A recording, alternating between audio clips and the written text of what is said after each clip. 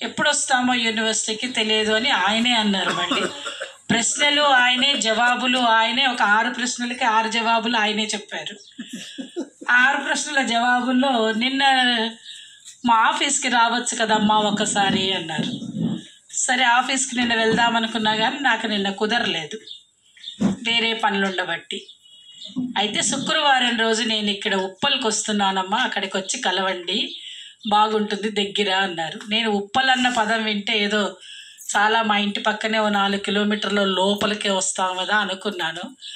ఇవాళ ఆయన పంపించి మేడిపల్లి అన్నారు. అన్న తర్వాత సరే వీలైతే చూద్దాంలే అనుకున్నాను. కానీ ఇవాళ నా ప్రోగ్రాం లేదు.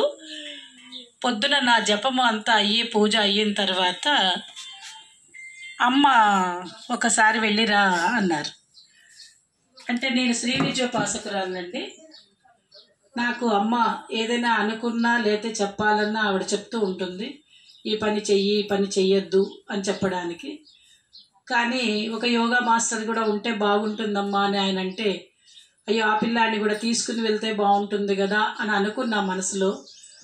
అనుకోకుండా అబ్బాయి పొద్దున ఫోన్ చేసి, అమ్మ నాకు ఫ్రైడే కుదిరేటట్టుగా లేదు అని అన్నాడు. అయితే మరి వాళ్ళు రమ్మన్నారు నరసింహం సారు, మరి ఏమన్నా వస్తావా అంటే, నాకు మధ్యాహ్నం క్లాసులు ఉన్నాయి నేను రాను అన్నాడు. ఒక పని చేయి, నాకు ఆటోనో లేకపోతే ఒక క్యాబో బుక్ చేసేసి నేను వెళ్తాను, రిటర్న్లో కావాలంటే వారిని దించమని అడుగుతానులే అని అన్నాను. మరి ఏమనుకున్నాడో ఏమో, సరేనమ్మా నేను వస్తాను, అంతగా అయితే అక్కడ అవకాశం ఉంటే అక్కడే క్లాస్ తీసుకుంటాను అని అన్నాడు. ఆ అబ్బాయికి ఇవన్నీ తెలియదు. నిజం చెప్పాలంటే నాకు కూడా ఏం తెలియదు. ఆయన నాకేమీ చెప్పలేదండి. నరసింహం గారు నేను ఇక్కడికి వెళ్తున్నాను, ఒకసారి కలవడానికి రండి అంటే, నేనేమనుకున్నాను అంటే ఇక్కడ ఆయన ఆఫీస్ ఏమన్నా ఉన్నదేమో, అందువల్ల రమ్మంటున్నారేమో.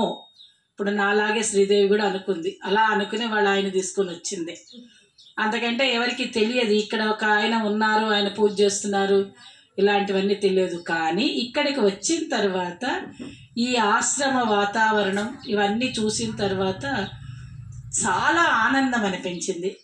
మనం హైదరాబాద్ సిటీలోనే ఉన్నామా, లేకపోతే ఏదైనా ఊరికి తీసుకెళ్ళిపోయారా ఈయన నరసింహం గారు అంటే నరసింహం గారు లాగా లేరే ఈయనేదో అని అనుకున్నాను. తీరా లోపలికి వస్తే ఓ పక్క చక్కటి మామిడి చెట్టు, హోమగుండం, దబ్బ చెట్టు, అన్ని చెట్లు ఉండడం అంతా చాలా ఆనందంగా అనిపించింది. తీరా వచ్చాక ఆయన ఏదో విఘ్నేశ్వరుడు పూజ చేయడం అన్నీ. ఆయన ఏమన్నారంటే, అమ్మ మేము సంకటహర చతుర్థి చేస్తాము అన్నారు. అది సంకటహర కాదండి, సంకష్టహర చతుర్థి.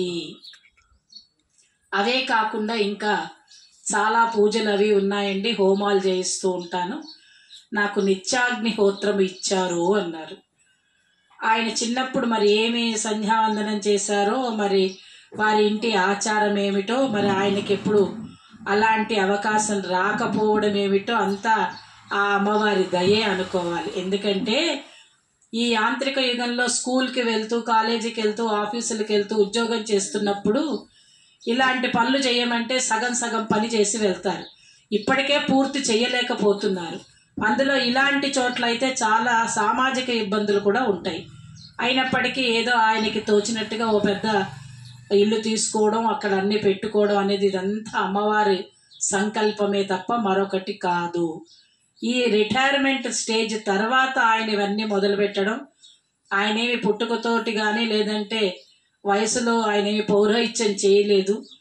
ఏదో చదువుకున్నారు, ఆ చదువుకున్న తర్వాత ఉద్యోగం చేయడం, ఉద్యోగం చేస్తూ ఏదో జ్యోతిష్యం చదవాలనే కోరిక కలగడం, దాంతోపాటు సంసారము, పిల్లలు, కుటుంబం అన్నీ చూసుకుంటూ ఈ పనులన్నీ చేయడం అంతా ఒక ఎత్తు అయితే, ఆ మహా ఇల్లాలను ఒకసారి అందరు చూసి దండం పెట్టుకోండి. ఎందుకంటే ఆ ఇంట్లో ఉండేటువంటి స్త్రీమూర్తి కనుక మనకి సహాయం చేయకపోతే మనం ఏ పని చెయ్యము. మహిళా శక్తి అది.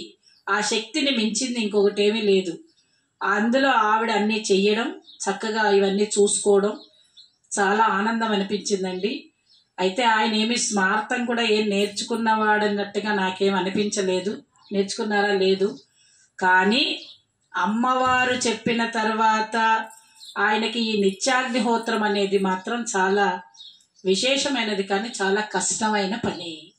అసలు నిత్యాగ్నిహోత్రము అంటేనే ఇంట్లో అగ్నిహోత్రం ఉన్నది అని అంటే చాలా కష్టమైన పని. ప్రతినిత్యము మహానైవేద్యం ఉండాలి. దానికి కనీసం అర్హతతో కలిసి ఒక చిన్న హోమం అన్నా చెయ్యాలి. గణేష హోమం పెట్టుకున్నారు, బాగానే ఉంది. వీలైతే శుక్రవారం రోజు చండీ పౌర్ణమికో ఎప్పుడొకప్పుడు చేయడం. చాలా విషయాలతో కూడుకుని శ్రమతో కూడా కూడుకున్నటువంటిది ఈ యొక్క హోమము. అయినప్పటికీ ఆయన కష్టపడి చేస్తున్నారు, ఇష్టపడి. ఇంకొకటి ఏమిటి అంటే ఆయన కోసం ఆయన చేసుకోవట్లా.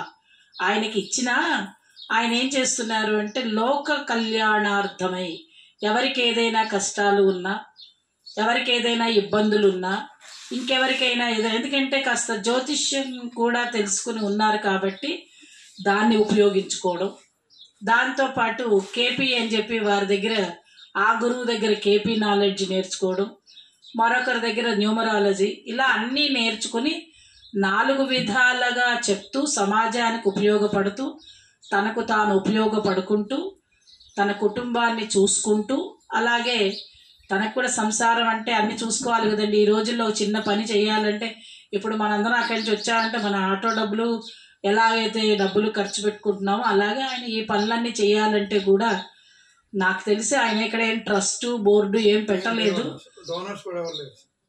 డోనర్స్, ట్రస్ట్లు, చందాలు అంటే వ్యాపార దృక్పథంతో ఉన్నట్టుగా నాకైతే లోపలికి వచ్చాక ఏం కనపడలేదండి. బహుశా అమ్మవారు ఇంకా వ్యాపార దృక్పథాన్ని ఇచ్చినట్టు లేదు.